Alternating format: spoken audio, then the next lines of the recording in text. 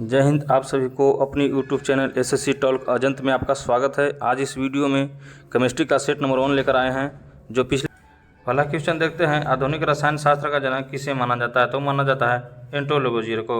आगे बढ़ते हैं। अगला क्वेश्चन है कि द्रव्य की अवस्थाओं की अधिकतम संख्या क्या होता है? तो होता है 5 होता है। इसका राइट आंसर हो जाएगा से। आगे बढ़ते हैं।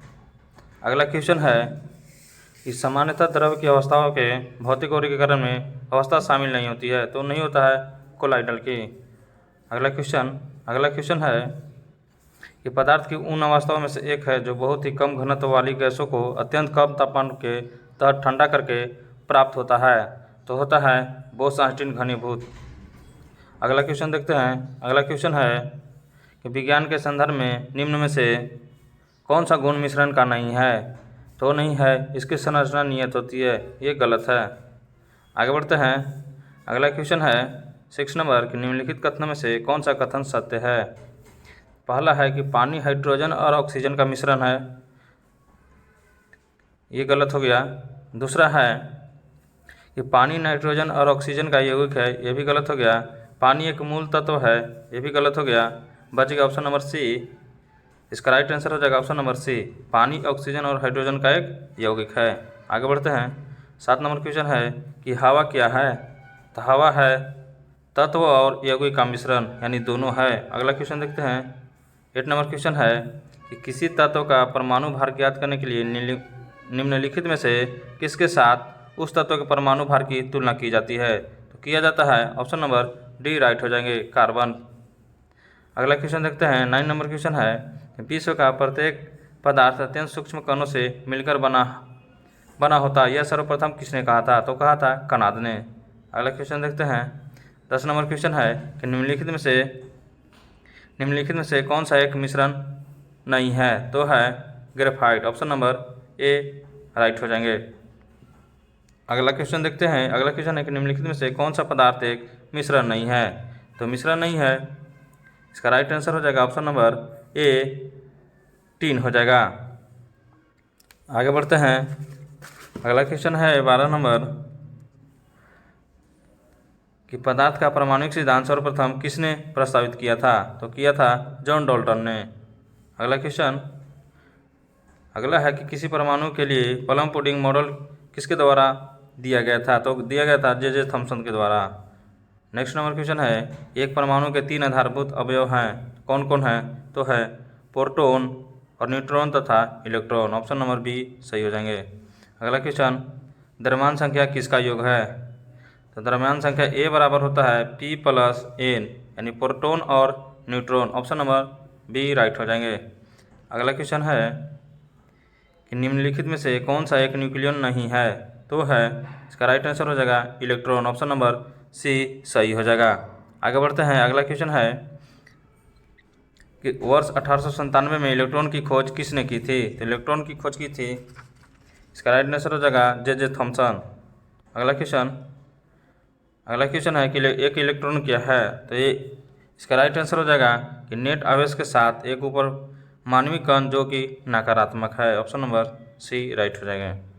नेक्स्ट नंबर क्वेश्चन है कि जिन एक परमाणु कणों में सामान्यतः उप परमाणु कणों से विपरीत गुण होते हैं, उन्हें किस नाम से जाना जाता है? तो उसे जाना जाता है प्रतिकण से। अगला क्वेश्चन 20 नंबर क्वेश्चन है कि इलेक्ट्रॉन का एंटीपार्टिकल क्या है? तो इसका राइट आंसर हो जाएगा पॉजिट्रॉन। अगला है कि निम्नलिखित में से किसने प्रोटॉन की खोज की थी? किया था गोल्डस्टीन ने। आगे बढ़ते हैं। न्यूट्रॉन की खोज किसने किया था? किया था चैडविक ने। अगला क्वेश्चन कर्ण बोसॉन नाम किस नाम से संबंधित है? तो है एस.एन. बोस से। ऑप्शन नंबर बी राइट हो जाएंगे। अगला क्वेश्चन है निम्नलिखित में से कौन सा कथन सही है? पहला है एक परमाणु के नाभिक में केवल इलेक्ट्रॉन विद्यमान रहता है, ये गलत है। क्या है? गलत है। बी देखते हैं एक परमाणु के नाभिक में इलेक्ट्रॉन और प्रोटॉन दोनों विद्यमान रहते हैं, ये भी गलत है। एक परमाणु के नाभिक में केवल न्यूट्रॉन रहते हैं, ऑप्शन सी भी गलत है। बच गया कौन? डी राइट हो जाएगा। एक परमाणु के नाभिक में प्रोटॉन और न्यूट्रॉन दोनों विद्यमान रहते हैं। अगला देखते हैं। अगला क्वेश्चन है कि निम्नलिखित कथनों में से कौन सा एक सही नहीं है? देखते हैं। ऑप्शन ए है विभिन्न तत्वों के परमाणु की द्रव्यमान संख्या समान हो सकती है, ये सही है। ऑप्शन नंबर बी देखते हैं कि किसी तत्व के परमाणुओं की द्रव्यमान संख्या भिन्न भिन्न हो सकती है, बिल्कुल होता है। ऑप्शन नंबर सी है कि किसी तत्व के सभी परमाणुओं में प्रोटॉन की संख्या समान होती है, ये भी सही है। डी देखते हैं किसी तत्व के सभी परमाणुओं में न्यूट्रॉनों की संख्या शायद समान रहती है, ये गलत है। तो राइट आंसर हो जाएगा ऑप्शन नंबर डी। आगे बढ़ते हैं। 26 नंबर क्वेश्चन है कि किसी परमाणु की परमाणुक संख्या से निम्नलिखित में से किसकी संख्या का पता चलता है? कह रहा है कि परमाणुक संख्या से तो किसकी पता चलता है? प्रोटॉन की। इसका राइट आंसर हो जाएगा ऑप्शन नंबर बी। आगे बढ़ते हैं। अगला क्वेश्चन है 27 नंबर कि किसी तत्व का सर्वाधिक अभिलाक्षणिक गुणधर्म निम्नलिखित में से कौन सा है? तो इसका राइट आंसर हो जाएगा, पहला है घनत्व, दूसरा है क्वथनांक, और तीसरा है द्रव्यमान, और चौथा है परमाणु क्रमांक। तो इसका राइट आंसर हो जाएगा परमाणु क्रमांक। आगे बढ़ते हैं। 28 नंबर क्वेश्चन है कि निम्नलिखित तत्व में से किसकी परमाणु संख्या फास्फोरस की तुलना में अधिक है? इसका राइट आंसर हो जाएगा ऑप्शन नंबर सी, क्लोरीन। निम्नलिखित में से तत्वों में से किसकी परमाणु संख्या नियोन की तुलना में अधिक है? तो नियोन कितना होता है? 10 होता है। तो इसका राइट आंसर हो जाएगा magnesium, option number B. Oxygen का 8 होता है। कमेंट बॉक्स में बताइएगा कि नाइट्रोजन का परमाणु संख्या कितना होता है। आगे बढ़ते हैं। 30 नंबर क्वेश्चन है कि निम्नलिखित तत्व में से किसकी परमाणु संख्या आयरन की तुलना में अधिक होता है? तो इसका राइट आंसर हो जाएगा ऑप्शन नंबर बी, कोबाल्ट की। आगे बढ़ते हैं। अगला क्वेश्चन है 31 नंबर कि निम्नलिखित तत्वों में से किसकी परमाणु संख्या क्लोरीन की तुलना में अधिक होता है? क्लोरीन होता है 17। इसका राइट आंसर हो जाएगा पोटेशियम। अगला बढ़ते हैं क्वेश्चन पर। अगला क्वेश्चन है कि निम्नलिखित तत्वों में से किसकी परमाणु संख्या मैग्नीशियम की तुलना में अधिक होता है? तो इसका राइट आंसर हो जाएगा ऑप्शन नंबर डी, एल्युमिनियम।